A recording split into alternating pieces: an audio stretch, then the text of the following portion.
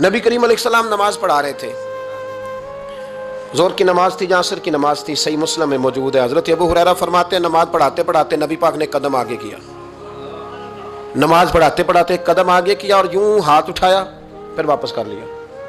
اب نماز پڑھ کے نا تو سلام پھیرا تو صحابہ عرض کرنے لگے یا رسول اللہ صلی اللہ علیہ وسلم وہ نماز میں پیر بھی آگے کیا تو ہاتھ بھی اٹھایا، تو وجہ کیا تھی؟ پہلا سوال تو یہ ہے کہ آپ لوگ نماز پڑھ رہے تھے یا حضور کو دیکھ رہے تھے؟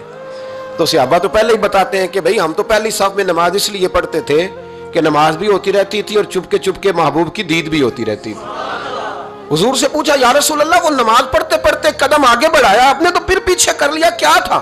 اور ہاتھ اٹھایا تو پھر آپ نے نیچے کر لیا۔ تو نبی کریم فرمانے لگے نماز پڑھاتے پڑھاتے جب میں نے کہا نا سمی اللہ لمن حمیدہ، اچانک میری نظر اٹھی تو جنت میں چلی گئی، نظر اٹھی تو جنت میں، تیرے لیے 2-4 قدم عرش بری ہے۔ تو محبوب فرماتے ہیں جب میری اوپر نظر گئی نا تو میں نے دیکھا کہ انگوروں کا ایک خوشہ لٹک رہا ہے جنت میں، تو میں نے ہاتھ بڑھایا کہ توڑ لوں۔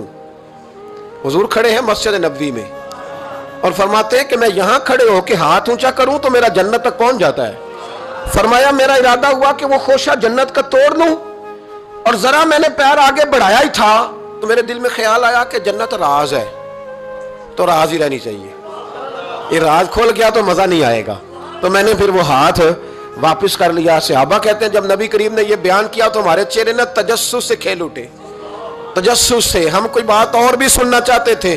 تو محبوب فرمانے لگے اگر میں وہ خوشہ توڑ کے لے آتا اور تمہیں دے دیتا تم قیامت تک بھی کھاتے رہتے تو تم سے ختم نہیں ہونا تھا۔